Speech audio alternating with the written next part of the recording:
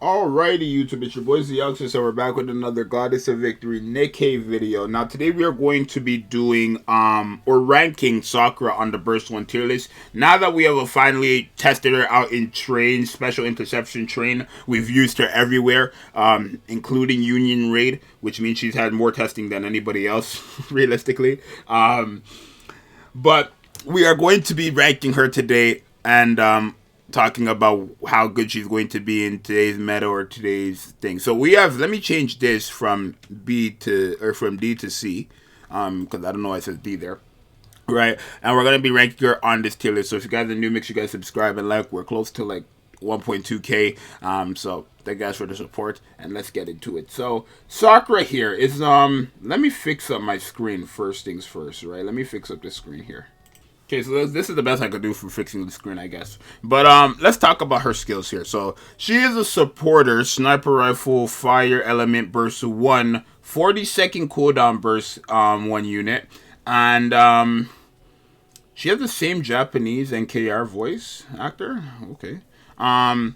And she's a buffer, right? She's okay, right? She's not gonna be all that great in terms of just general content, right? This girl is not gonna be all that great against general content, but her purpose for it being a character, it's as clear as day, is for one boss, and that boss is the train boss, right? Which is the most difficult boss in the game. Now, what she does for the train is she doesn't make it that the train is easier to beat, right? She's not a free train, like free train win. What she does is make the train weaker. Just because she makes the train weaker doesn't make it easier to beat. I mean, it does essentially, because now you have more survivability. But if you do not have the damage, though, you're not. Nothing is changing, right? It's just taking longer to like still lose, basically, right? Or I guess not lose, but to still not clear. Let's say, right? So let's talk about her skills. So her first skill.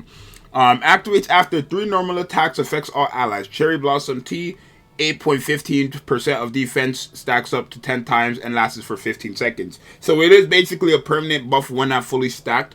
The only problem with this is that it kind of takes a while to completely build up. It's after 3 normal attacks, and as a sniper, that's going to be a bit ridiculous, especially if you are not on her. Now, if you are manually using her and just clicking, you can get it done quicker. But if you're on auto, or if you're not on her, she's going to be using a full charge every time. So it's going to take a second or two to full charge, or it's going to take 1 second to full charge and then blast. So that's literally going to take 30 seconds just in terms of using bullets. It's going to take 30 seconds in total just to get the full 10 stacks.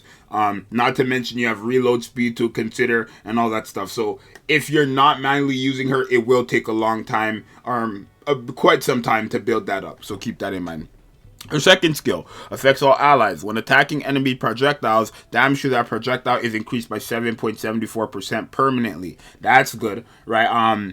Again, projectiles are already super easy to break, but again, that's going to be useful against like any boss that has projectiles, right? Modernia with her rockets, the train with his missile rockets, whatever.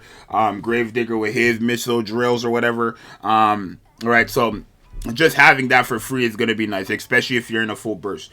And then also when entering a full burst affects all allies, burst skill cooldown is decreased by 4.84 seconds, which is nice as well, right? Essentially, you don't have to wait for any seconds to go down. The moment the burst skill is done, you're right back into it, right? Which is nice. Or not when the burst skill is done, you're right back into it. But let's say my full burst is done, and then we build up our gauge again. We don't have to wait any extra seconds for another character. We should be good to go, right?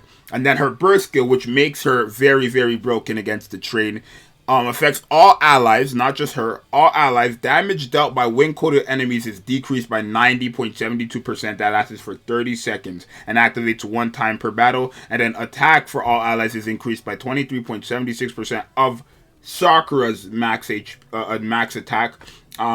That lasts for 10 seconds, right? And then if Cherry Blossom Tea is fully stacked, which is her first buff, damage to interruption part is increased by 23.54 seconds for percent, my bad. 23.54%, that lasts for 30 seconds. Interruption parts are the red circles, so again, that is clearly a mechanic for a train. Well, it's for any boss, but the train, right? This is clearly a train character, right? So In terms of general content, I want to feel like I want to say she doesn't have much value, right? For example, projectiles. If enemies are not using projectiles, right? Like, let's say PvP, right? What enemies are using projectiles in PvP? None of them. Right?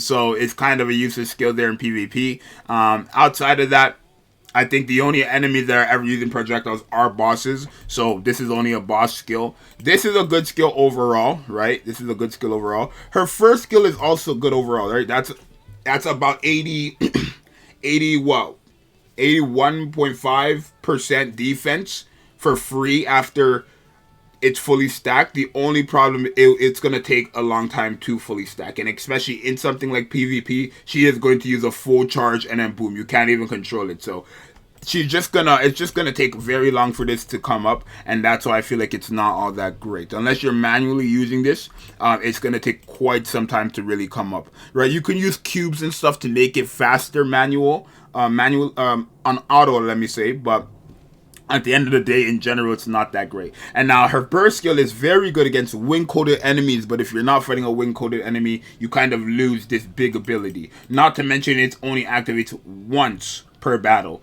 alright? Which I think is fair, since it lasts for 30 seconds. But I would have been fine if it lasted for 10 seconds, but you could continually spam it. Probably. Because it being activated for 30 seconds and only activating once is not really that great, especially since if you're going to need it again, I want to say. So keep that in mind, right? But overall, I don't think she's all that great of a character. I'm not going to give her the A tier because I'm going to give her high B, right? And the reason why I'm going to give her high B is because, again, she's only good against the train boss, right? Again, everything else she has, this defense buff is big, but it's going to take time to build it up, no matter how you look at it. Even if I was to do it manual, it's still going to take some time to build it up. And if I'm not doing it on manual, it's obviously going to take time to build up, right? And then this is a boss ability, so if you're not fighting bosses, it's useless. Like, the only thing here that's consistently good, like, realistically, is going to be the burst cooldown and then the attack buff. And the attack buff is not even that big, but it's attack buff at the end of the day. So I'm going to give Sakura the B tier only because she's only good against one thing. I guess I could also say she's an A tier because, like, she's good against the hardest boss in the game. She actually makes the hardest boss easy. I could say she's A tier, but I don't feel like me saying because she's good against one boss out of everything else in this game is why I should say she's a A tier unit, right? I'm sure we're gonna get more wing-coated enemies, wing-coated bosses where we're gonna need her. Oh, let me actually point out something, because my chat did make a point. I guess we will give her A tier for the simple fact that all of chapter 19 and all of chapter 20 is wing-coated enemies. Now, here's how I see it. Should you summon for this character just because of that? Probably not, because at the end of the day, like I said, you're still going to need damage at the end of the day. If there was no timer in this game, then by all means, that would be great. But because there's still a timer, she can make all the enemies in the world do no damage. But if you don't have the damage to kill them, nothing is going to happen. And that's the only reason why I actually just think she's a B tier character, right? If there was no timer in this game, then you could stall it out for however long you want, right? But just because she makes it that wing-coated enemies do no damage to you, doesn't mean that you do more damage to them. No, right?